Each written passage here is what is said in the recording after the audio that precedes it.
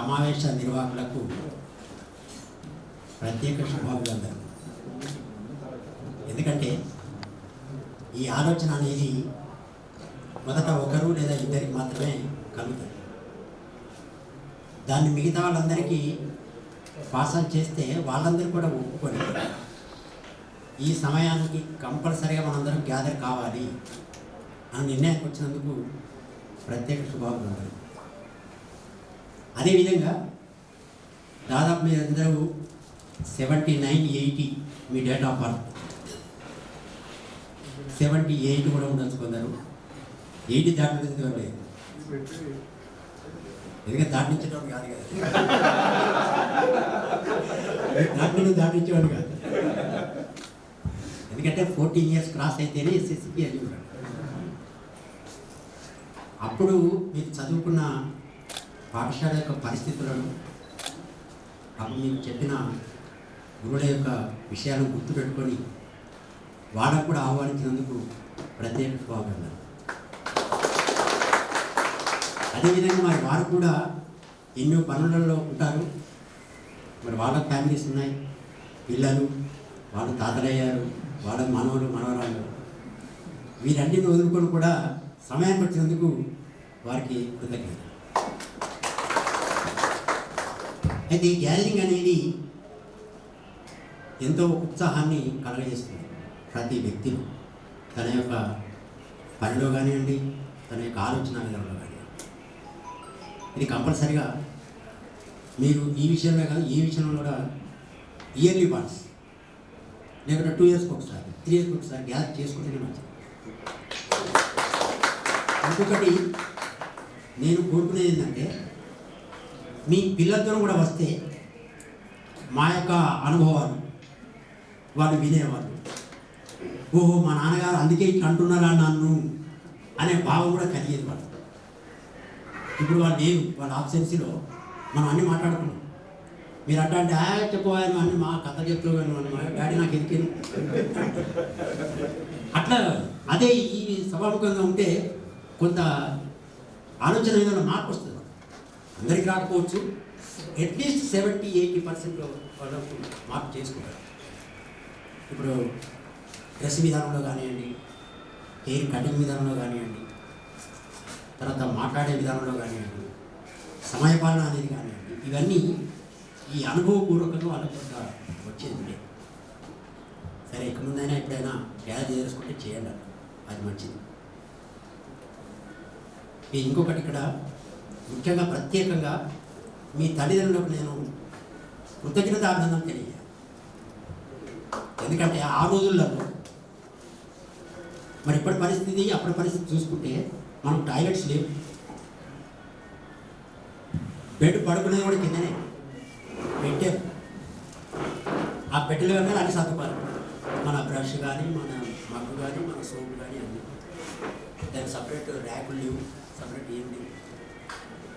ఆ విధానాన్ని మీ పేరెంట్స్ చూసి కూడా మా ఊరికి చదువు రావాలంటే వీళ్ళు చూస్తారు, వీళ్ళకి కెపాసిటీ ఉంది, వీళ్ళు కూడా అక్కడే ఉంటారు కాబట్టి ఆ నిర్ణయంతో మిమ్మల్ని ఏం చేశారు. ఏం చేసినప్పుడు మా కొలీగ్ చెప్పారు, ఎంతో పనిష్మెంట్స్ ఇచ్చారు. ఆ పనిష్మెంట్స్ను మీ పేరెంట్స్ కూడా మీరు చెప్పుకున్నారు, కానీ వాళ్ళు క్వశ్చన్ చేయలేదు. నా దగ్గరికి కానీ నా దగ్గరికి కానీ, ఏం సార్ ఇట్లా కొడుతున్నారట ఇట్లా కొడుతున్నారట అంటారు. సార్ మావాడు మంచిగా చూడండి. కొంతమంది పేరెంట్స్ అసలు మావాడు జీవితంలో పనికి వస్తాడా అని కూడా అడిగారు. జీవితంలో పనికి వస్తాడా సార్, అసలు ఏమన్నా నేర్చుకుంటాడా, ఏమన్నా వస్తాడా వానికి అంటే సార్ కానీ నేను కానీ లక్ష్మణ్ సార్ కానీ ఇతరులు చెప్పేవారు, సార్ అని ఒకేసారి రాదని, కొంత టైం పడుతుంది, 10th వరకు మాత్రం గ్యారెంటీగా వాడి జీవితం వాడు కరెక్ట్ చేసుకోగలుగుతాడు అనే హామీ ఇచ్చేవాడు. ఆ విధంగా మీరు కష్టపడి మేము ఇచ్చిన సౌకర్యాలను పొంది హార్డ్ వర్క్ చదువుకున్నారు కాబట్టి ఈ స్థితిలో ఉండగలిగారు. ఇంకా కొంతమంది బ్యాచులలో మీకు తెలియకపోవచ్చు, మమ్మల్ని ప్రశ్నించి వచ్చి మాకు టాయిలెట్స్ లేవు, మేము పొద్దున్నే మేము మోషన్ పోతే మాకు గడ్డి పుచ్చుకుంటారు అని ప్రశ్నిస్తూ కూడా నువ్వు చేయనేటప్పుడు ఎవరైనా టాయిలెట్ ఉందా? ఉంటే దానికి మేము లాక్ చేసినామా మేము? లేదు. నువ్వు చేయను నీ ఇష్టం చదువుకోండి. అటు కొంతమంది క్వశ్చన్ చేసి పేరెంట్స్తో డిస్కస్ చేసుకొని కూడా బయటకు వెళ్ళిన వాళ్ళు ఉన్నారు. కానీ మీరు ఏ ప్రశ్న వేయకుండా మేము ఇచ్చిన సౌకర్యాన్ని అనుభవిస్తూ కష్టపడి చదివి ఈ స్థితికి వచ్చినందుకు చాలా ధన్యవాదాలు.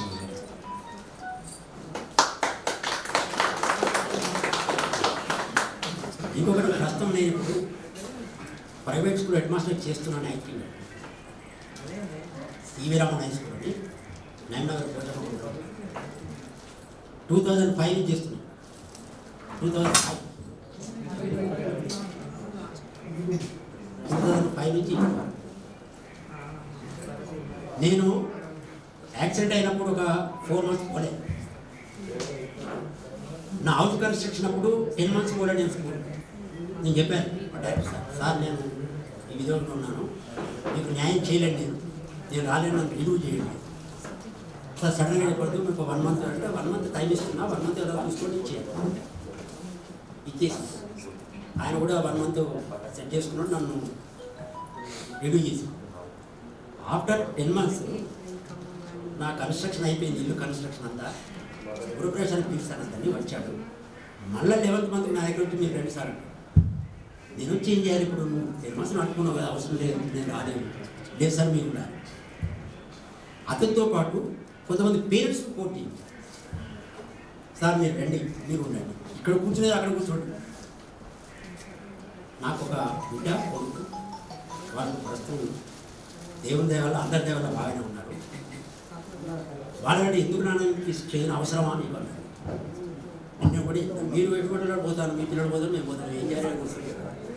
అప్పటికి మా ఆవిడ ఇంకా గవర్నమెంట్ సర్వీస్లో ఉన్నది, నేను ఒక్కరినే ఇంట్లో కూర్చోవాలి, ఏం చేయాలి, ఈ కూర్చునేది ఆడ కూర్చొని వాళ్ళతో డిస్కస్ చేసి నేను పని చేయలేదు.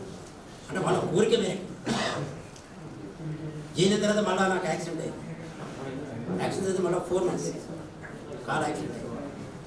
ఆఫ్టర్ 4 months మళ్ళీ రమ్మంట. అంటే ఆ విధంగా అవిరవ సంబంధం పేరెంట్స్ నుంచి స్టూడెంట్స్ నుంచి.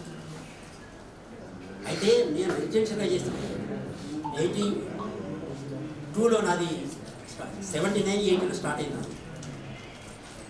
శ్రీ గురుకులంలో 2 years, నేతాజీ గురుకులంలో 3 years, మొత్తం 5 years. ఇప్పుడు మీరు అందరికీ పరిచయం ఉండే ఉంటాడు, మీరు వాట్సాప్లో కానీ గరికపాటి నరసింహారావు. మేము నరసింహారావు గారితో 2 years నేను రూమ్మేట్గా ఉన్నాను. శ్రీ గురుకులం 2 years రూమ్మేట్. ఆయన నేను ఇద్దరే.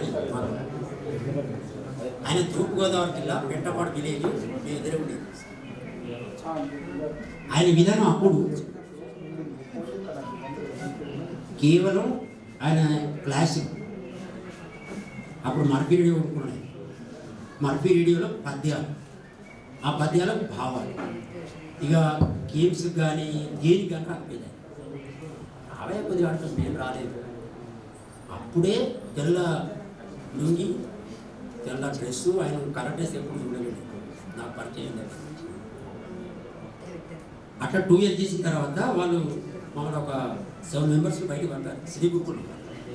కొన్ని కారణాల వల్ల, అంటే మేము తప్పు చేయలే అక్కడ. వాళ్ళు ఈ ఆర్ఎస్ఎస్ ప్రచారం చేయమన్నారు.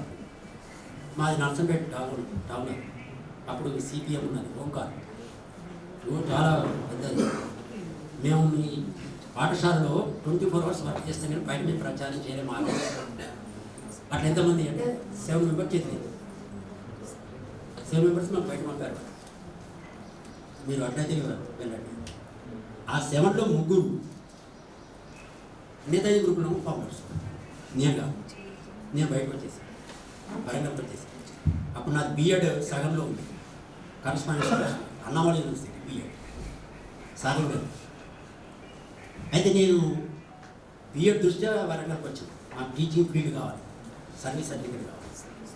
వీళ్ళు పోయి కానపూర్లో స్టడీ చేసి మళ్ళీ నన్ను వెతుక్కొని వచ్చాను, ఎక్కడ ఉన్నారు ఏంది, రావాయా నువ్వు కూడా పెట్టుబడి పెట్టు, పార్ట్నర్గా ఉన్నట్టు, నేను మీతో ఉండలేను, పని చేయకుండా చేస్తాను. ఇంకా నాకు రెసిడెన్షియల్ అలవాటు అయిపోయింది. ఇక్కడ డేస్ కాలం చేయడం ఇబ్బంది పడలేదు.